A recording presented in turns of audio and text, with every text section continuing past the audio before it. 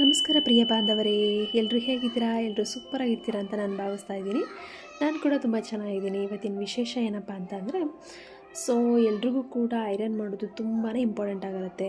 For example office purpose ಆಗಿರ್ಬೋದು. ಆಫೀಸಿಗೆ ಅಂದರೆ ಆಬ್ವಿಯಸ್ಲಿ ನಾವು ಫಾರ್ಮಲ್ಸ್ ಆಗಲೇಬೇಕಾಗತ್ತೆ. ಹಾಗಾಗಿ ಫಾರ್ಮಲ್ ಶರ್ಟ್ ಯಾವ ರೀತಿ ಐರನ್ ಮಾಡ್ಬೋದು, ಐರನ್ ಮಾಡಿ ಯಾವ ಥರ ಹಾಳಾಗ್ದೇ ನೀಟಾಗಿ ಫೋಲ್ಡಿಂಗ್ ಮಾಡಿ ಯಾವ ರೀತಿ ಇಡ್ಬೋದು ಅನ್ನೋದ್ರ ಬಗ್ಗೆ ಇವತ್ತೊಂದು ವ್ಲಾಗ್ ಮಾಡ್ತಾಯಿದ್ದೀನಿ.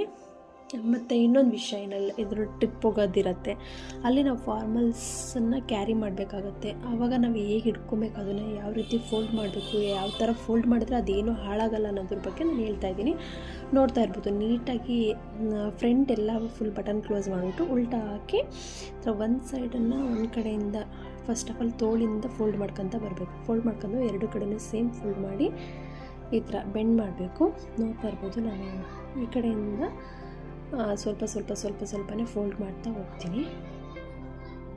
ನಿಮಗೆ ನಾನು ಹೇಳೋದ್ರಿಂದ ಅರ್ಥ ಆಗದೆ ಇರ್ಬೋದು, ಹಾಗಾಗಿ ವಿತ್ ವಿಡಿಯೋದಲ್ಲಿ ನಿಮಗೆ ಹೇಳ್ಕೊಡ್ತಾ ಇದ್ದೀನಿ ಲೈವಾಗಿ. ನೋಡ್ತಾ ಇರ್ಬೋದು, ಈ ಥರ ಫೋಲ್ಡರ್ ಮಾಡ್ಬೋದು, ಇಲ್ಲ ಡೈರೆಕ್ಟಾಗಿ ಸುತ್ಕೊಂತ ಬಂದರೂ ನಡೆಯುತ್ತೆ. ಫೈನಲಾಗಿ ಈ ಥರ ಟಚ್ ಸಿಗುತ್ತೆ. ಇದೊಂದು ಮೆಥಡು. ಇನ್ನೊಂದು ಶರ್ಟ್ ಇದೆ, ಮತ್ತು ಅದರಲ್ಲಿ ಆಪ್ಷನ್ಸ್ ಎಲ್ಲ ಬರುತ್ತೆ. ಸಿಲ್ಕಿ ಆಗಿರ್ಬೋದು, ಕಾಟನ್ ಆಗಿರ್ಬೋದು, ಲೈಲನ್ ಆಗಿರ್ಬೋದು. ನಿಮ್ಮ ಕ್ಲಾತ್ ಯಾವುದು ಬೇಕೋ ಅದು ನೀವು ಆಪ್ಷನ್ ಇಟ್ಕೊಂಡು ಐರನ್ ಮಾಡೋ ಅಂಥದ್ದು. ನೋಡ್ತಾ ಇರ್ಬೋದು, ಇದು ಬಂದ್ಬಿಟ್ಟು ಲೈಲನ್ ಸಿಲ್ಕ್ ಬರುತ್ತೆ. ನಾನು ಸಿಲ್ಕಿಗೆ ಇಟ್ಬಿಟ್ಟು ಐರನ್ ಮಾಡ್ತಾ ಇದ್ದೀನಿ.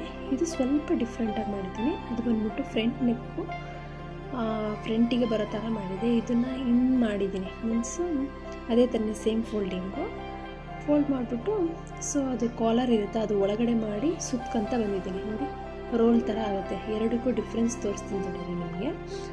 ನೋಡ್ತಾ ಇರ್ಬೋದು, ಎರಡನ್ನೂ ನಾನು ಪಕ್ಕ ಇಟ್ಬಿಟ್ಟು ಯಾವ ಥರ ಬರುತ್ತೆ ನೋಡಿ, ಈ ಥರ ಒಳಗಡೆ ಮಾಡಿ ಮಡಚಿರೋವಂಥದ್ದು. ಫಸ್ಟ್ ಒಂದು ವೀಡಿಯೋದಲ್ಲಿ ಫಸ್ಟ್ ನಿಮಗೆ ಮಾಡಿ ತೋರಿಸಿದ್ರೆ ಈ ಥರ ಬರುತ್ತೆ. ಇದಕ್ಕೆ ಬೇಕಾದರೆ ನೀವು ಒಂದು ಪಟ್ಟಿನ ಏನಾದರೂ ಒಂದು ಕಟ್ಟಿ ಇಡ್ಬೋದು, ಅದು ಹಾಗೇ ಇರುತ್ತೆ. ಓಕೆ, ಬಾಯ್, ಟೇಕ್ ಕೇರ್. ಈ ವ್ಲಾಗ್ ನಿಮ್ಗೆ ಇಷ್ಟ ಆಗುತ್ತೆ, ಶೇರ್ ಮಾಡಿ.